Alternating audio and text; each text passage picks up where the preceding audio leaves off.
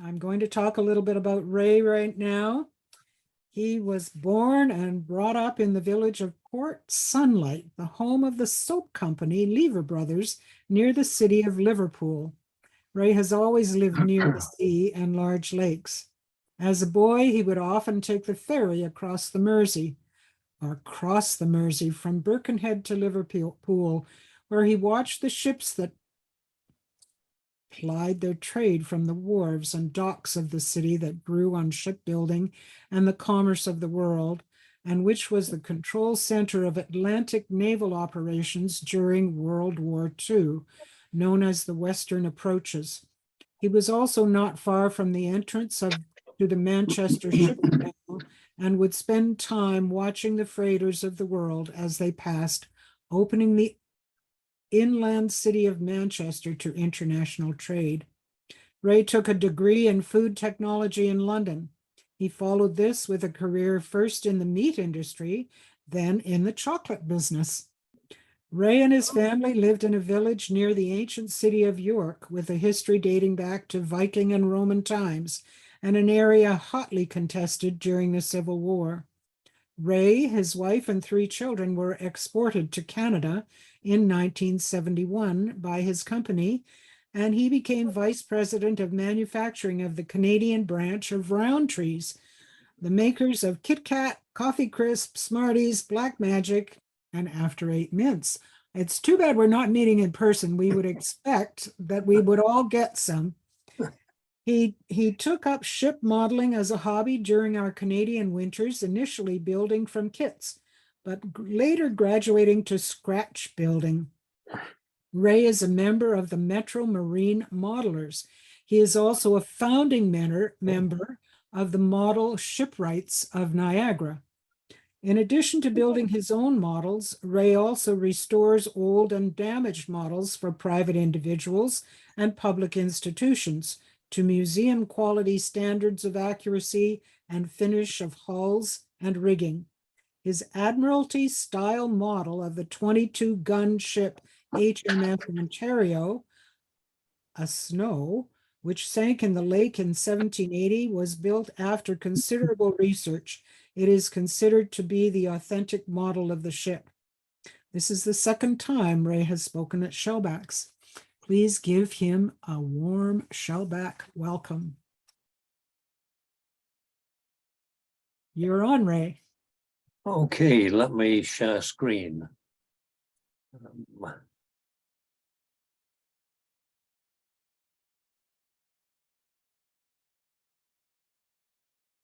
Yeah, you've shared it. Okay. You just have to go into presentation mode. Slideshow mode from the beginning. Oops. Yep, there you. Oh, I gotta. That's not the one I wanted. Okay, go back. Yeah, go back to. You may want to go back to the end the show, and go back to the beginning. Back here. There you are. Everyone got that? Yeah. You have. Okay. Am I right, Graham? Was this the right one? This is the. This looks like the title slide. Yes. Okay. All right. Let me start. When I started to sail my boat on the lake, I would see this beautiful vessel, cloud of sails, and said to myself, one day I must make a model of her. And each time I saw her, I was reminded that even though work got in the way, I would carry on. But eventually my path crossed with Jamie's, and the time was right for me to make the model. Jamie was kind enough to give me free rein to measure and photograph as much as I wanted, so that I could make an authentic model of the vessel. I was not under any time pressure initially to complete it.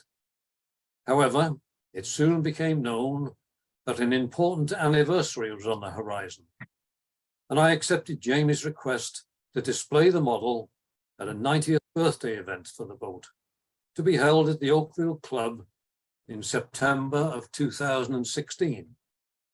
And unusually, I did complete it in time. It was to be on display for only a few days, but that turned into several weeks. However, the Admiral began to hint that she had decided where it should go in our house, so the model eventually came back to our house, where it is now on display. I'll first review some of the structural features of the boat and then discuss details of the model construction later. I apologize in advance if my descriptions and modeling techniques are already known to some, but there will be others here today who will be unfamiliar with some of the techniques and methods I use. She was designed by Montye Macrae, that's Jamie and Jock's grandfather, and built by Robertson's in Hamilton, a company which is no longer in business. She was launched in September 1926 and has been owned by the Macrae family ever since. Her dimensions are a little over 40 feet long by 9'6" beam, and she draws 5'6" depth. She displaces 7.5 tons, and the ballast is of about two tons of that is cast iron. The sail area is 1,100 square feet. Her construction is very strong. The frames are of oak. The planking is cedar. The masts and spars are of Sitka spruce. And the mainmast comes from Seneca, the 1907 Canada's Cup winner. She also has some blocks from AGGIE, the ship that was a great sailor in R.C.Y.C. from 1887 to 1945. Even in harbour, she looks a beautiful vessel.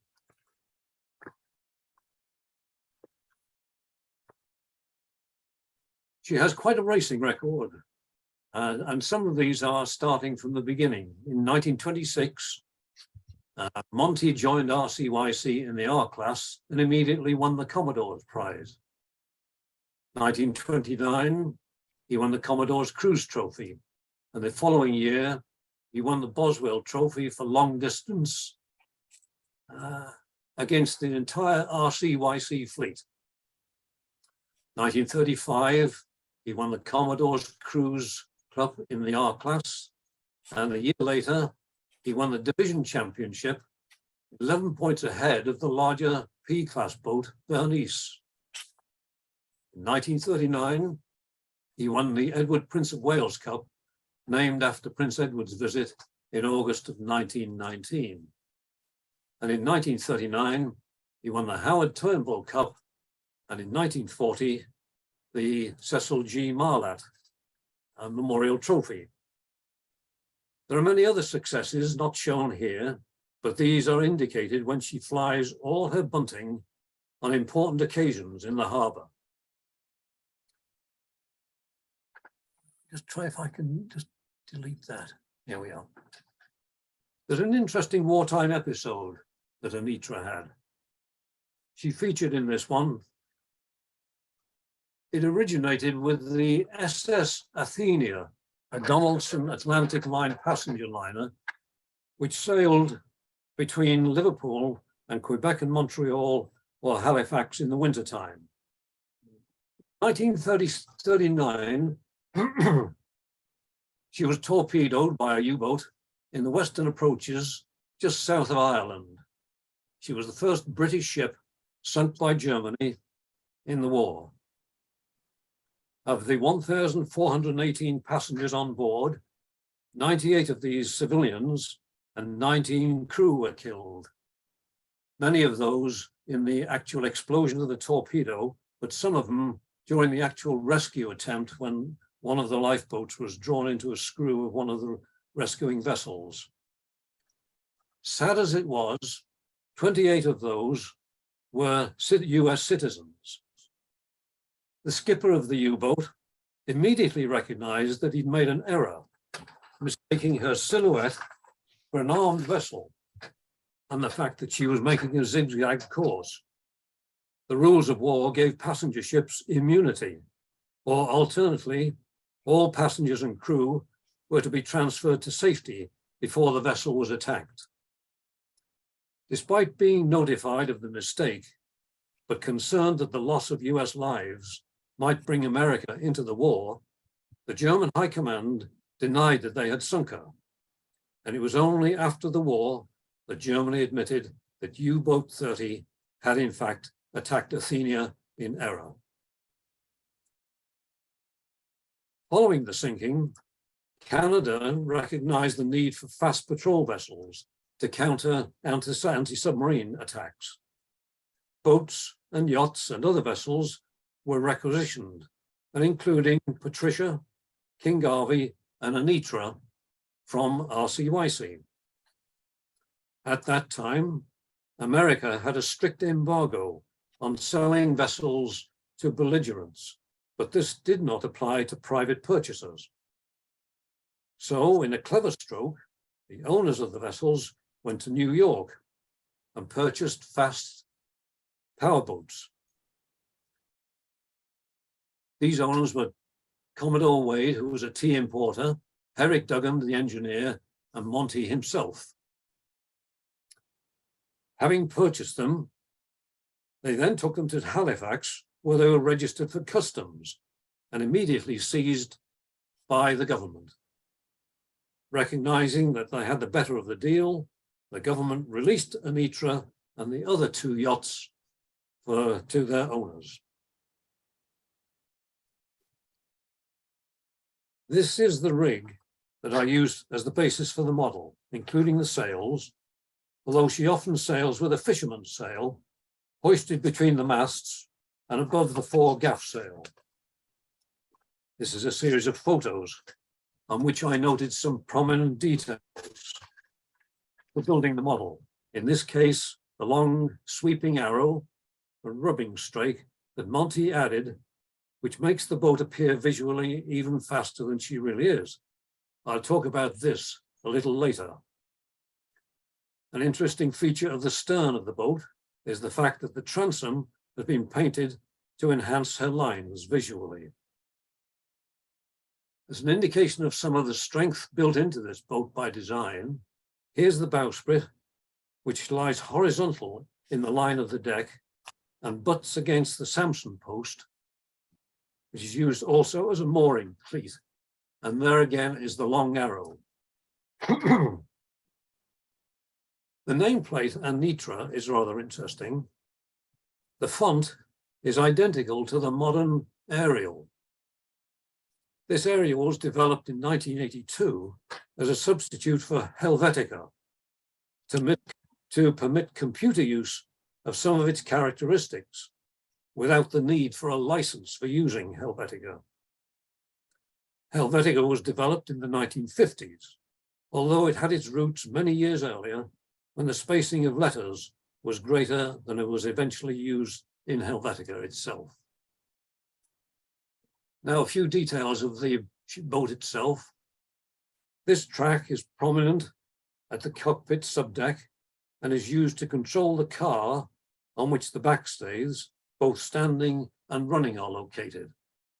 These photographs are a little bit reversed, but you'll understand when you see that here is the fore end with a sheave in the forward cap.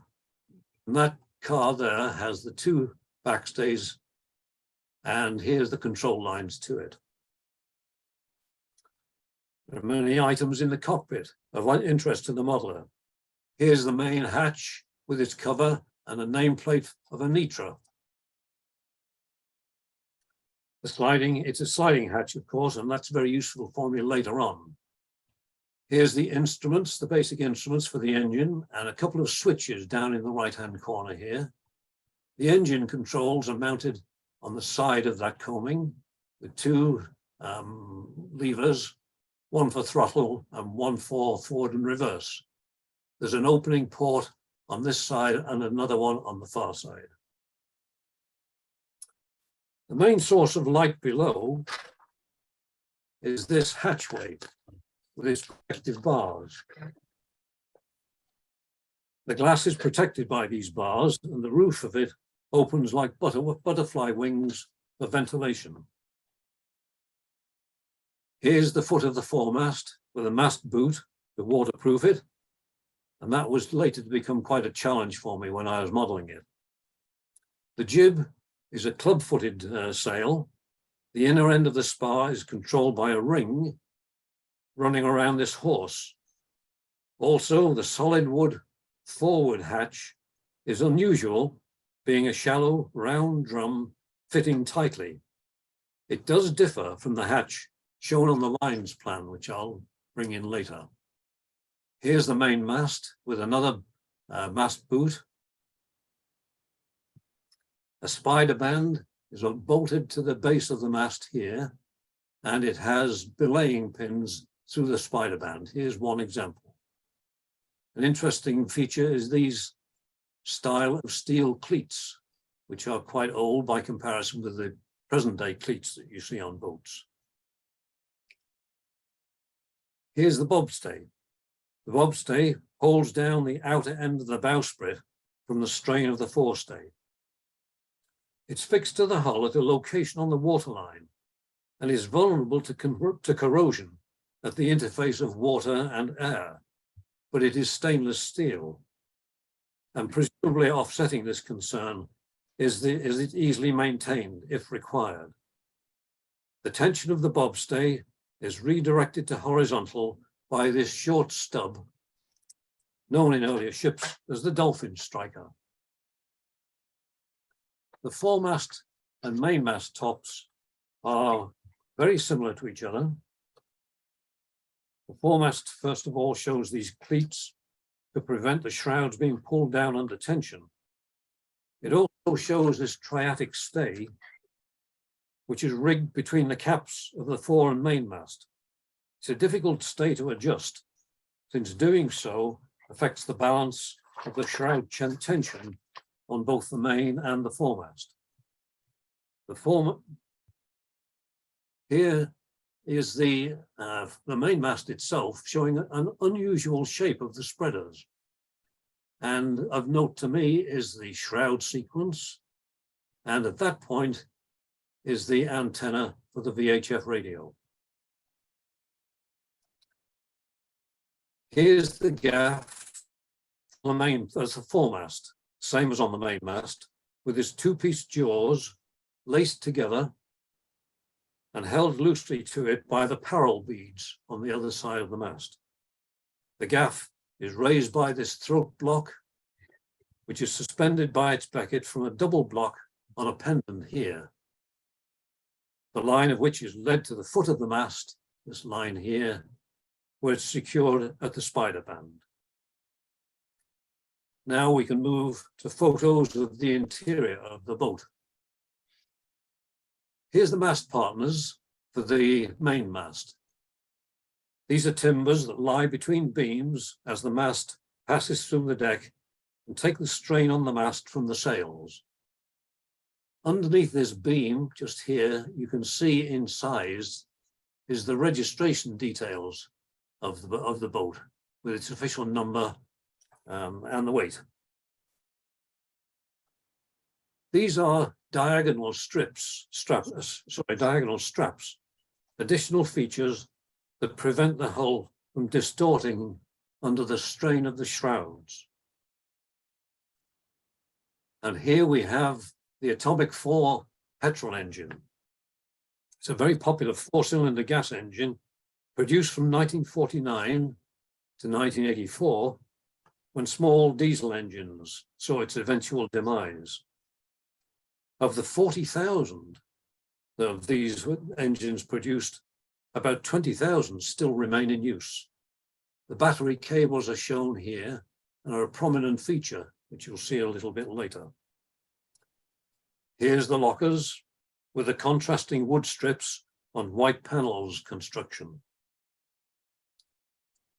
Looking back along the port side through the tunnel, it shows the steam bent frames, occasionally substituted with helped by butt blocks. There's one here and one here. These butt blocks are used when the planking doesn't quite reach to be fixed on each of the frames. And so a butt block is placed between them, and the frame and the plank can then be fixed to it. Here's the battery, the controls for the engine, and some of the longitudinal features, the shelf and the clamp, and along here are bilge stringers right through to the forefront of the boat.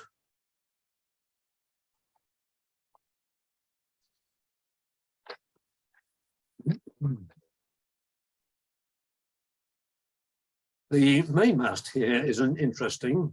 There's a tie rod behind it, which is fixed from the cabin top right down to the keel and is designed to strengthen the cabin against the racking features when the boat is under some steam pressure. Here is a saddle on the mast itself, which is a relic of the 1907 Canada's Cup winner Seneca.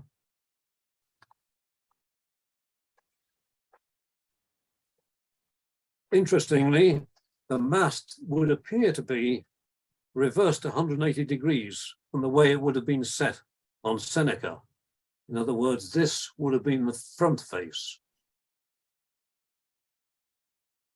Here we have the ceiling, which is one of those technical terms by boats not up on the top though, but the ceiling is planking on the inside of the frames, ensuring that the interframe space is ventilated. This planking and how it's made, I shall mention a little later.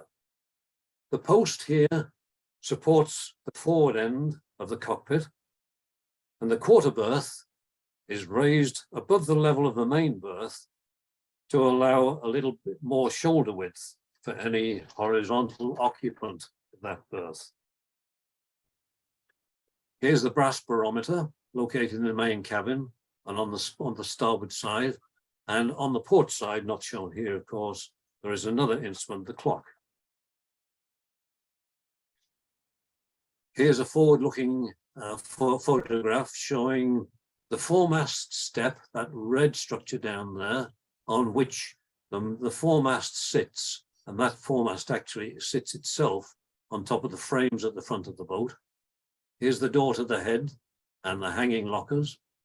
And this ramp here runs up the raised part of the keel towards the stem. There are cleats on there to stop you slipping. And here's the head. An important fitting, which I shall be, in fact, modeling. These are important structural members for both the ship and show how strongly it has been made, has been constructed. We have here one of the horizontal stringers. Here's a bilge stringer through here. There's the clamp and the shelf. There's a lodging knee at that point, a hanging knee. And once again, these are the mast partners. And on the starboard side, here's the shelf and the clamp. The beams, of course, rest on the shelf, and the clamp is bolted to all of the frames to strengthen them. The hanging knee is here, or one of the hanging knees, and here's a lodging knee. The lodging knee is a horizontal version of the hanging knees. And you can see that whilst this hanging knee is a 2-inch thick timber, the lodging knee is 2.5 inches thick, a very stout member indeed. Above here is the opening hatch. Now we come to the galley area, where you can see the burner stove, the ice box at this point, and forward, which can't be seen in this photograph, is the sink. And now, having seen many of those structures, which I wanted to show on the model itself, we can come to details of the model. This lines plan was glued to a piece of hardboard and was quite shriveled when Jamie gave it to me.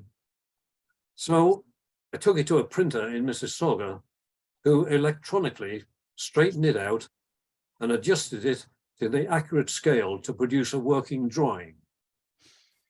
It shows strengthening features and which are defined on the plans.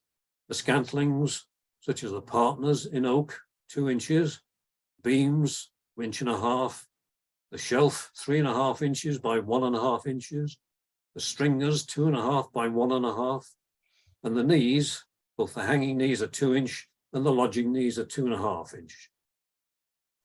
The only noticeable difference from the present boat is that this forward hatch is shown on the drawings as rectangular, but the actual boat has a circular hatch similar to that at the stern.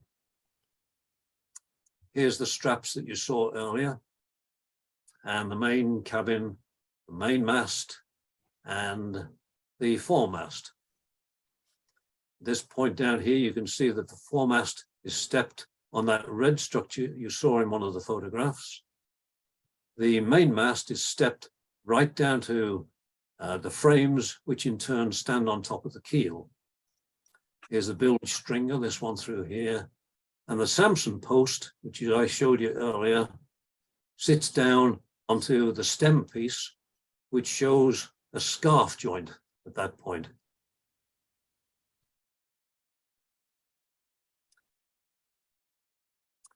Here's the body plan, showing the cross sections right through the length of the hull. You might be able to detect a difference in the thickness of the lines. Here's a very sharp line, and a slightly fuzzy, and a fuzzy, and a sharp. Fuzzy, fuzzy, sharp. Showing that these lines have been supplemented at a later stage, because they would not normally be shown on a body plan such as this. Not a problem, but it does help to emphasize the beautiful sweeping lines of the hull. The plan is to a scale of 1 to 24. That is, 1 inch represents 24 inches, 1 inch represents 2 feet on the actual boat. The boat is 40 foot 9 inches long, so at this scale results in a model a little over a very convenient 20 inches long. Another slight interesting feature is that the stamp on the drawings shows this name of ADANAC IV. Presumably there were ADANAC I, II, and III prior to this, but in fact, before she was launched, Montye Macrae renamed the boat Anitra. ADANAC, of course, is Canada back to front. Huh. Here's the keel pieces, which I'd made exactly as on the plan itself. The wood I use is Swiss pear, which is similar color to the cedar construction of the members of the original boat, which when they're varnished, it take on this slightly darker color, very similar to the cedar of the internal structure. It has fine, straight grain, a smooth texture, and very little figure. It's steamed to smooth out the color.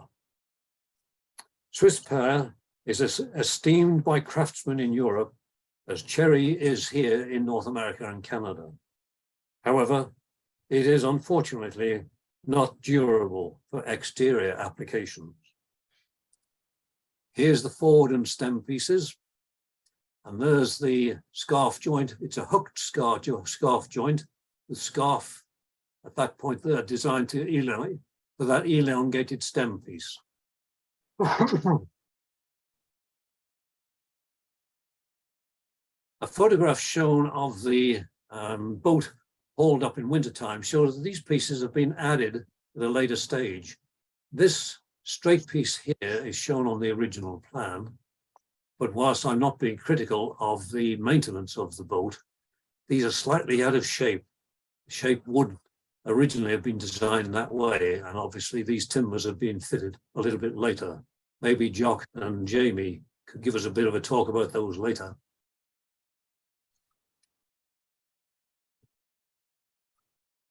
Here is the stem piece that I've constructed. And I did in fact smooth it out rather than make it a true replica of the existing boat as she is today. This is a planking rabbet, which is a rebate to allow planks to fit into it later. These are the deadwood pieces that you saw in the steam part there. Just as a matter of interest, the method of making all of these is to take the pieces themselves and then lay them on top of greaseproof paper, glue them together, put more greaseproof paper on top, and then put a heavy weight, such as a house brick, on top of them to allow them to dry out and be absolutely flat, so that there's no twisting in the resulting model. Here's that deadwood piece that you've just seen, together with the stern post and the stem and stern post and deadwood. Excuse me a moment. Now then, this is the working baseboard. These pairs of pieces are laid along the line of the keel and are laid in such a way that I can put into them pieces cut out from the body plan. The body plan photos were glued to styrene sheet. Often these are stuck onto cardboard, but styrene sheet is much more durable when you're playing around with it. And so I like to do that. Now then, here's one of the stringers. I cut out sections of the body plan shown on the boat itself. The stringer, this bilge stringer, can be laid out in a nice straight line in this way. And here's another view of it, where I've shown how these stringers are held down until planks can be laid on top of that. It does show that the smooth lines of the model itself. Now then, planks have to be laid on top of this. And I'm often asked how you can make planks all of the same width. So here's a diagram of how it's done. In this case, this diagram was done for mahogany, but in the case of Anitra, this is done in Swiss pear. And you sand, first of all, you sand a slab of the wood to the thickness of the width of the planks that you want, and then sand it down till they're accurate. Then slice off these pieces, in this case on my miniature table saw, lie them down, and now you have the width of the plank, which is the same as the thickness of that original slab of wood.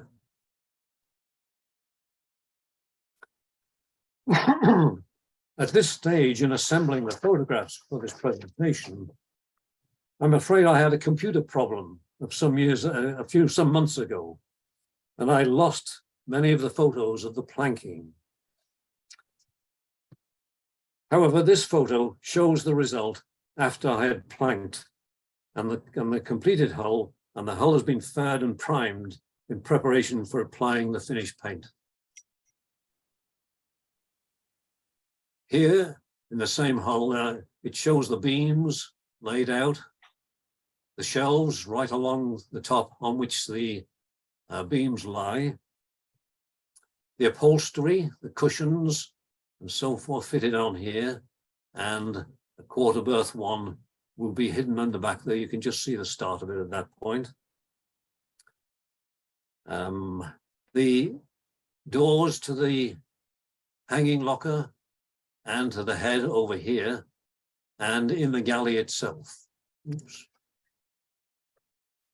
Here's another view showing perhaps more of the bulkhead paneling, the doors, and the transom knee at the stern here, this structure here designed to strengthen the transom. Here's the tunnel, and there's the quarter berth on the other side. These lights are designed, of course, to allow light into the quarter berth and to the tunnel itself. And you can see it's reinforced bars at that point. This glazing here is made actually from a piece of clear plastic, which I cut from the collar packing of a new men's shirt, which I then frosted by rubbing it with fine sandpaper. This shows the main cabin with the bulkheads, cupboards, and tucked below is the engine. This in larger detail shows the actual engine itself. It's a series of blocks of wood with strips of styrene placed on top with small bumps to show the bolt heads. This is a manual gear shift done in brass, and the battery is in here, but The battery is just behind here with a battery switch at this point, and two colors of plastic cable for the battery and switches. You can see the different colors. These are taken actually from a bit of Bell telephone wire, which fortunately had both red and orange colors to match the colors themselves. Here's the bow in greater detail, the galley area, the sink, the location of the propane stove, and the ice box at this point. And here's the hanging locker. There's cupboards just behind at this point. And here's the quarter berth, sorry, the fore berth, the front here, and the foremast step at that point. Here's a view of the main cabin, looking forward, paneling on the bulkheads with the barometer and the clock in place. The red piece there you can see is the foremast step.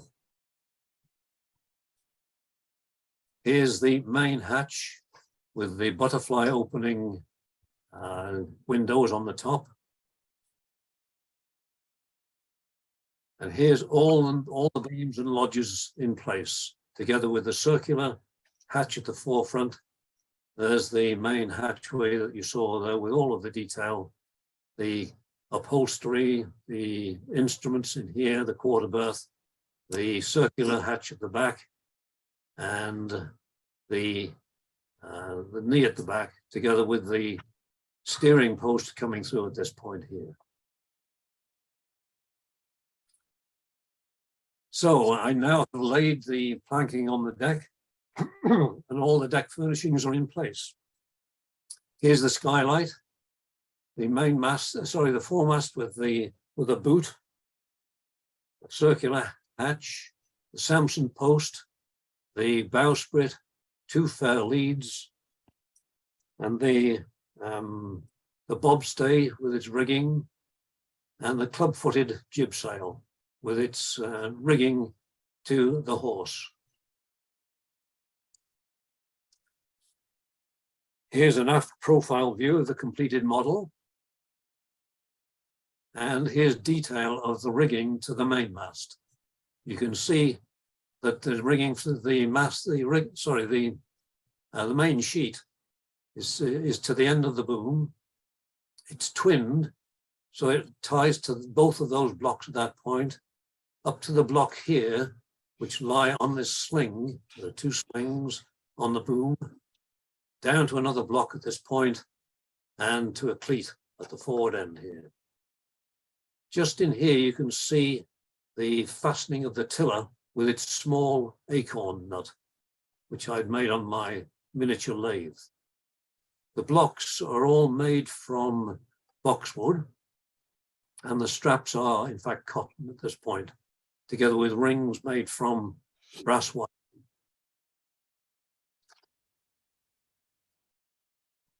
There's a view of the whole of the rear of the boat, and a closer view of the cabin of the cockpit, together with the two engine controls. These engine controls are, in fact, large pins which happen to have nice white blobs on the end. There's the opening hatch at that point, and the hatchway, which, as you can see, is not fixed to the track, but can be lifted off for later on. Here's the foremast with similar rigging to the club-footed jib. The block here is on a ring along the horse, and the rigging goes up, down on this side to a block, and again to the cleat, and a similar one on the far side. You can see here the mast boot, and at the foot is this spider band with the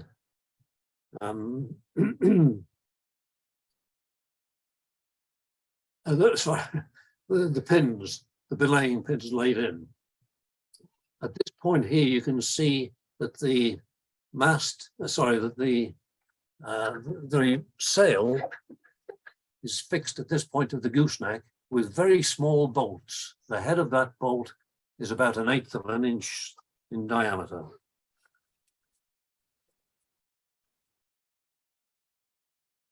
The mast boot is made from a piece of white plastic shopping bag, and the straps for this hose clamp is a strip of 1/32 wide silver tape. The cleats, which we showed before, are brass in the same way as a lot of the other parts of these other cleats. They're made from brass, soldered, and then chemically blackened. Here's the nameplate for Anitra, printed on decal paper in Arial font and pinned to the hull with wooden pins. Here's the shrouds, the shroud ends with the turnbuckles. The shrouds are made from twisted stainless steel wire. And the long arrow is down here. Pins for this and other areas are made from bamboo. Wherever appropriate, I like to reinforce any glue fastening with wooden pins, because glue can dry out and lose its ability to hold pieces together. These pins are known as trunnels or tree nails. I'm often asked how I can make those. Well, here's the sequence. You pop along to your local gardening store and buy a piece of bamboo. Slit it down the center and clean out all of this interior material. Then, using a sharp blade, run it right down the center and cut this into sections. It's very easy to do with a sharp blade and results in pieces about this size. Then you take what's known as a jeweler's draw plate. This is a piece of very hardened steel with pierced by holes which are gradually diminishing all the way through to a very, very tiny hole at the top there. This is the largest down to there. And you take this piece here and push it through the holes, progressively getting smaller and smaller. And as you do so, it shaves off a piece of the bamboo strip until eventually you get it to the smallest diameter that you need. Here's a piece that was 1/16 of an inch, 1.6 millimeters in diameter. And this one is in the smallest hole at the bottom here, a little under 0.5 millimeter in diameter. So now you have these strips of bamboo. You can then drill a hole in the piece that you want to fix with a small drill. Push that piece of bamboo through the hole. Snip off the long piece, leave it in there, and then take a file and flatten the whole thing so you can just see that small pin at that location. Wow. Here's the main skylight in position with its protective bars, and the hinges for the front piece for these top pieces are made actually from brown paper. I'm sorry, let me show you that. There's the bolts that I showed you earlier on the gooseneck supporting the tack of the sail, and the rigging pins at that point, the belaying pins.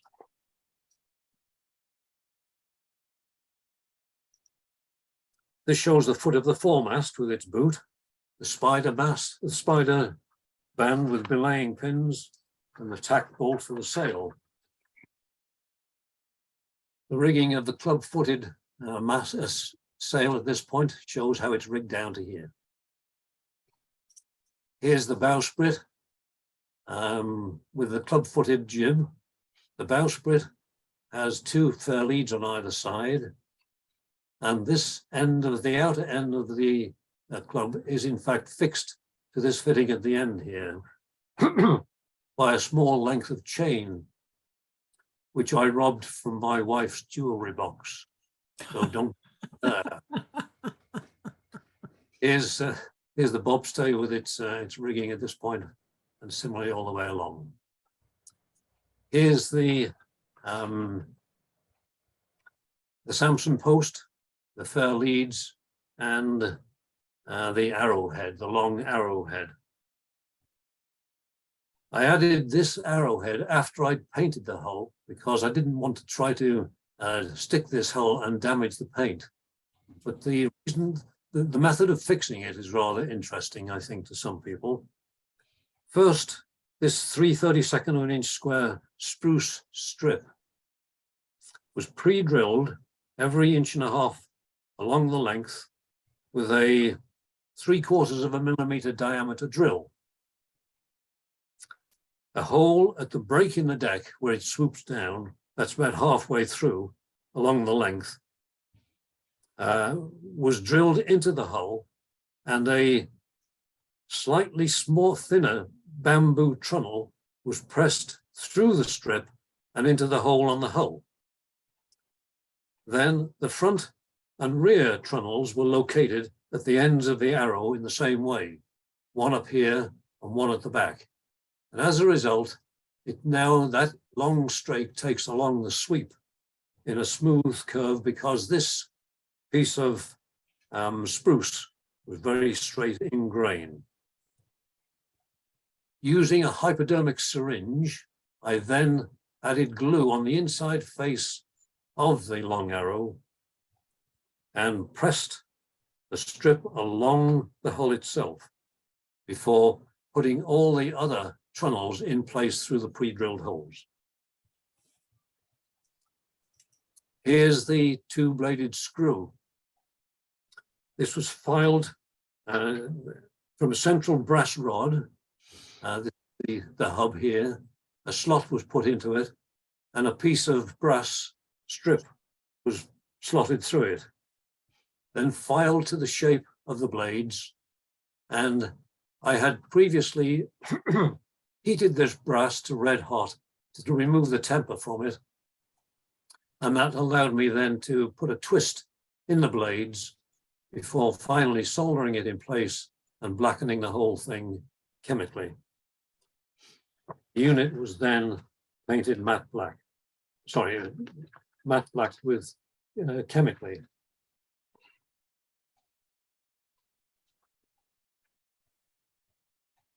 So here is the screw located in its aperture of the rudder, with the pintle straps and the gudgeon strap right the way through there, which is a single piece as noted on the drawing itself. Here is the mast hoops, which are used to anchor the sail to the mast. The mast hoops are made by soaking thin strips of alder wood, which is the right color, as you can see here, slathering those strips with glue before bending them around the handle of an X-Acto knife, which was just the right size as the mandrel. Held in place with rubber bands overnight to dry, and then slices were cut off the resulting tube of alder wood and final sanded to width and thickness. The leather protecting the mast here is made out of a piece of brown paper, and the parrel beads, again, were sourced from my wife's jewelry box. Don't say anything. Here's the flags. The top left shows the actual flag itself, and I then photographed it and reduced it in size on the computer. And just as this is mounted on a piece of bamboo, I've also mounted this one on bamboo, and the flag halyard goes down to the bottom of the shrouds. Here's the Oakville Club burgee, mounted in exactly the same way, printed on cigarette paper, and then given a mirror image to produce printing on both sides. And here's the Province of Ontario flag sewn to the back edge, the leech of the mainsail. And there's all three flags shown in position on the model itself.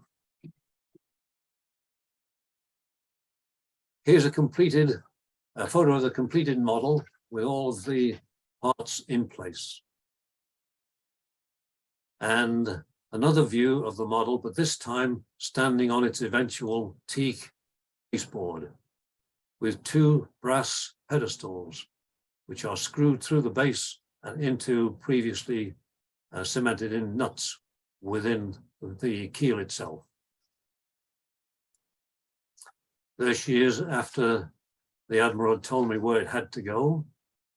You can see on the baseboard here, I've now mounted the molding on the outside, leaving a groove for the acrylic case.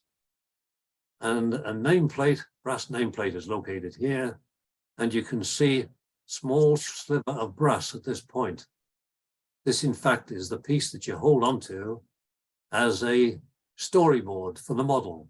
I like to do this on my models because I'm not always present when people look at the model. So you can slide the storyboard out and you can read a brief history of the model of the ship itself, together with some of the details of the model. And there's the text shown of the storyboard. Here's the model on the second view, shown against the light at the back. Fortunately, this window is in the north of the house, so that none of the model nor of the baseboard gets sunlight directly on it, and hence the lighting will not destroy the finished model. Here we are with a slightly different view of the lighting, which I thought was interesting. And as I said earlier, we had the 90th birthday of the model, a ceremony which Jamie and Jock between them organized to talk about the actual boat itself. Fortunately, the Oakville Club had recently had an overhaul in some of the areas, and this display case was available right at the entrance to the club, and it happened to fit exactly for the model. So I hope that gives an understanding of how the design and the robust construction of Anitra contributed to the longevity of the boat, combined, of course, with the continuing but often tedious maintenance by Jamie and Jock that's required of wooden boats. Anitra does experience an interesting event each year, which I've witnessed several times. Wooden boats dry out during the winter. The wood shrinks, and when the boat is launched in the spring, the shrunken timbers allow the hull to leak rather like a sieve. So the boat fills with water and sinks. Then Jamie puts a pump on board and pumps out the water. The wetted timbers now swell, and the process is repeated a couple of times until once again the hull is watertight. After that, Jamie tells me that he pumps out perhaps a gallon and a half of water a week during the sailing season. So that brings my presentation of Anitra and her model to the end.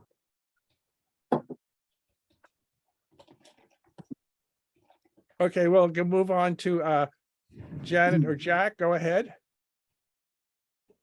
Hi, I am gobsmacked. That is fantastic.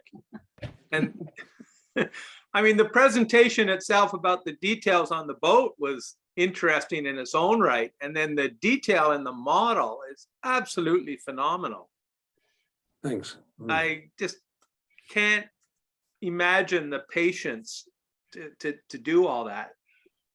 I just want to understand. I mean, the detail you did on the interior was phenomenal. And if I understand correctly, nobody even ever gets to see that. Is that true? Well, I'm glad you mentioned that, because it's a little bit embarrassing. When I thought I would design the model itself, I thought of doing it in a couple of ways. One of which was to leave a big chunk out of the deck so that you could look down on it.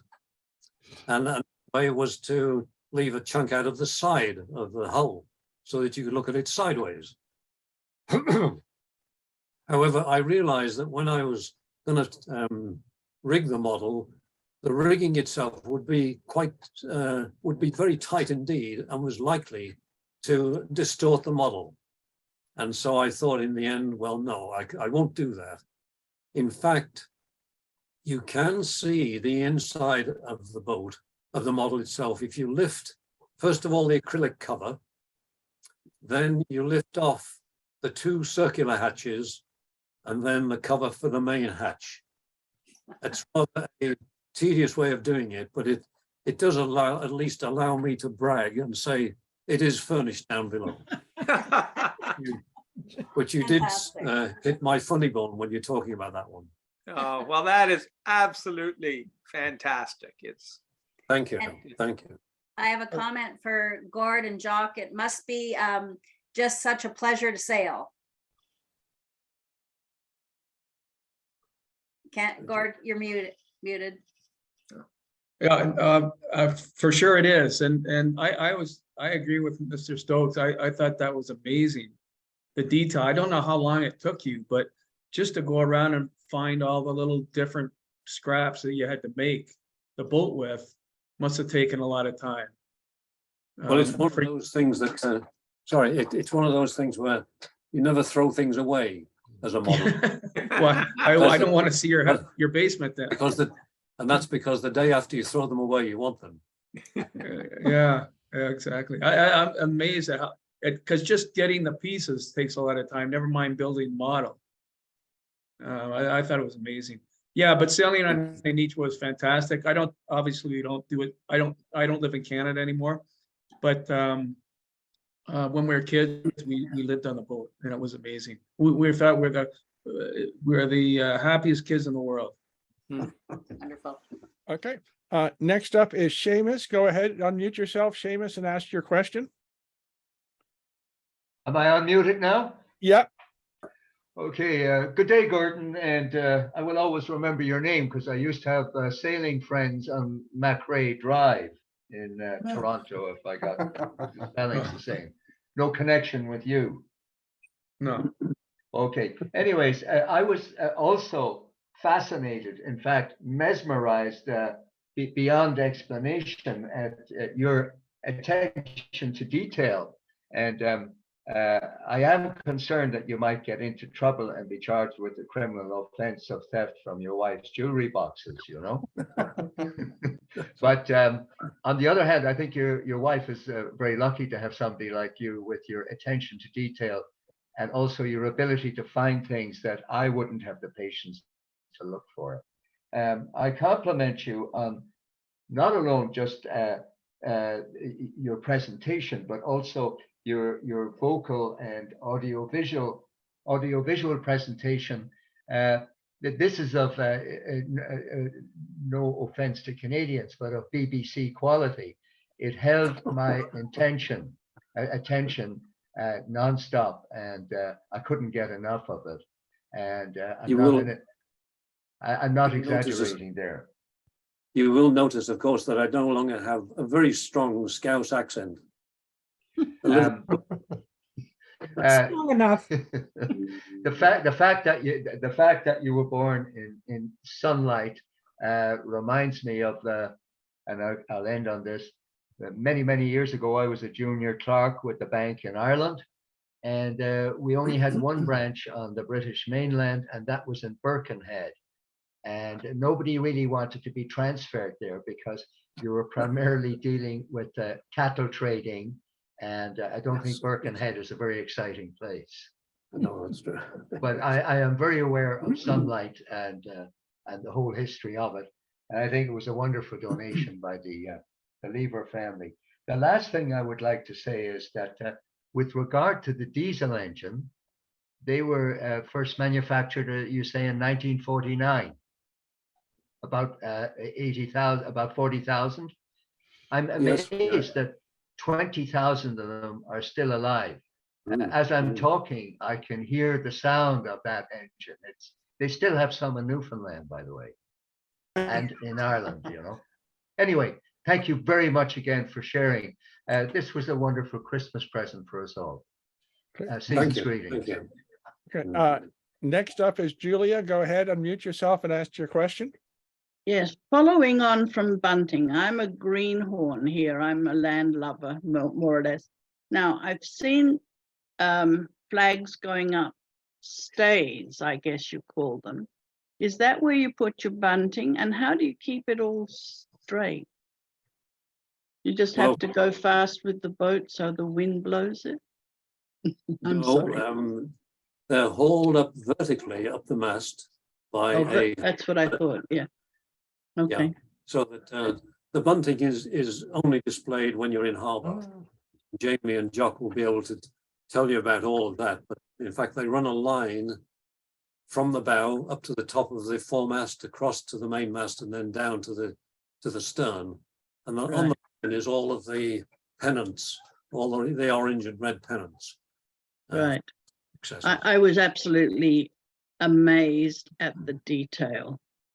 Brilliant mind you must have, and very, very minute finger holding. I guess tweezers came involved. I quilter a lot, so when I get to tiny pieces, I'm now saying forget it. So well done. And how do they put them in a bottle? If do they make it in a different manner? Little models in a bottle? Yeah, well, it is an interesting process. They make a solid hull, small enough to go through the mouth of the bottle. Okay. And before it goes into the bottle, they lay masts horizontal along the hull, together with one of the lines, which is poking out at the front, so that when they slide the model and mast into the hull, they can then fix it inside the bottle and then pull on the string, as it were, which raises the masts. Oh my goodness. Stay on the mast. So have you done one of those? No, it's not one of my favorite ways of doing things. Okay, you like to be more precise, I can tell. Thank you so much for your contribution to our show back. Before we move on to the next person, Bill said his mic wasn't working, and he asked a question: what type of glue do you use? Well, generally speaking, I use ordinary carpenter yellow glue, which I buy at the local Home Depot.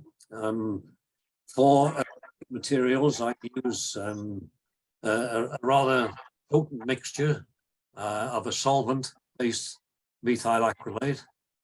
I sometimes, for temporary use crazy glue, but crazy glue, unfortunately, is so rapid in its effect that you've got to put it on a fixed piece. So I don't like to use crazy glue, but generally speaking, I use ordinary yellow or white glue, which gives you, it has good tack, and it has a nice setting time. Okay, George, go ahead, unmute yourself, ask your question. George, you need to unmute yourself. George, you're not unmuted.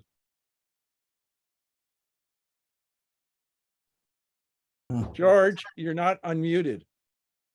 I am now unmuted. Okay. I found the unmute button. Thank you for that, Ray. I took a course in ship modeling at Lee Valley, and I was amazed at the intricacies of casting cannons, as well as making masts and so on.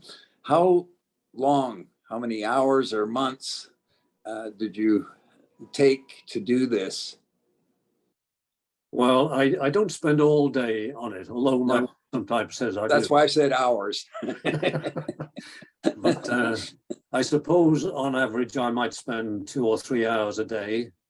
And in the case of Anitra, there was some other things going on at the time, I seem to remember, and it probably took me, I don't know how, but over a period of about 7 or 8 months. Mm-hmm. Very good. I suspect it might be 6 weeks, 7 weeks of constant work. Uh-huh. The ship models that were being described in my course, they overcame the problem of what to do with the interior by having large sections of the reverse side open, so that they had to show all of the cargo as well as people.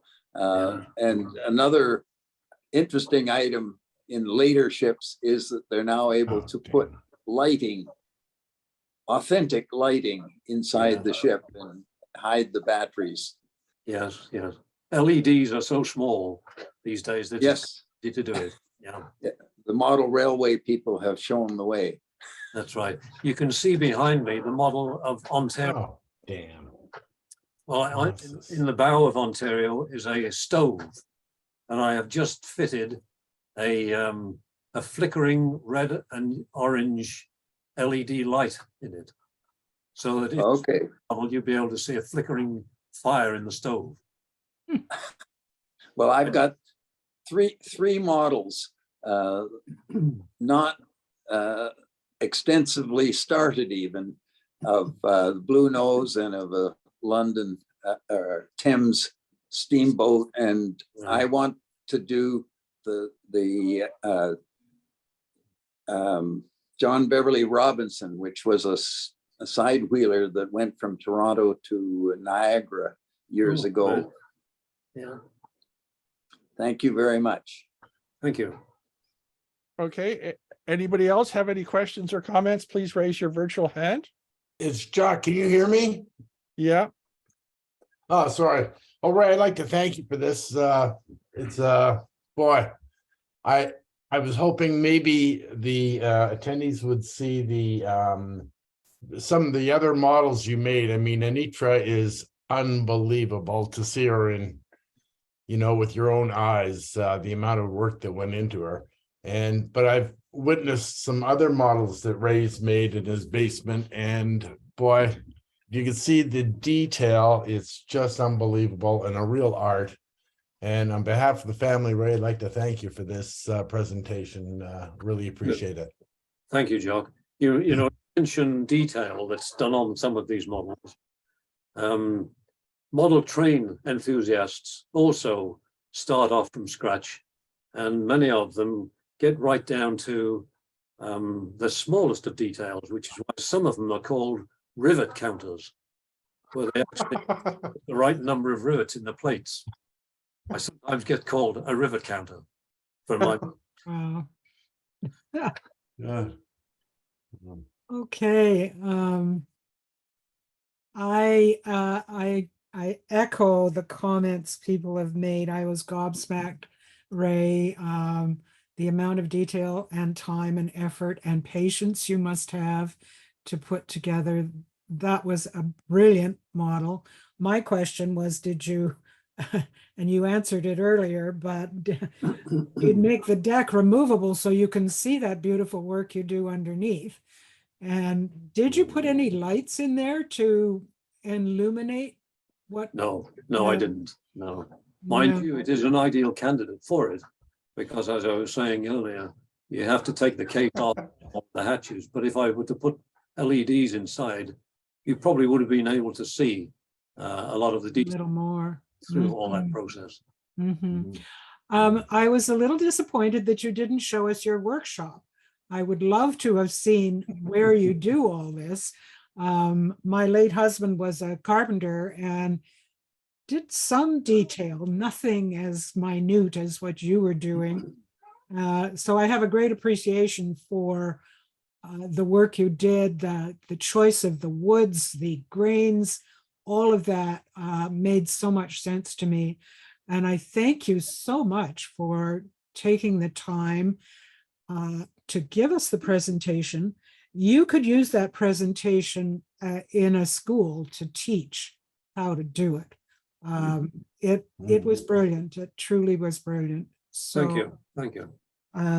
Please, my shellbacks, give Ray a fine shellback. Thank you. response. That was truly excellent. I hope we'll see you back.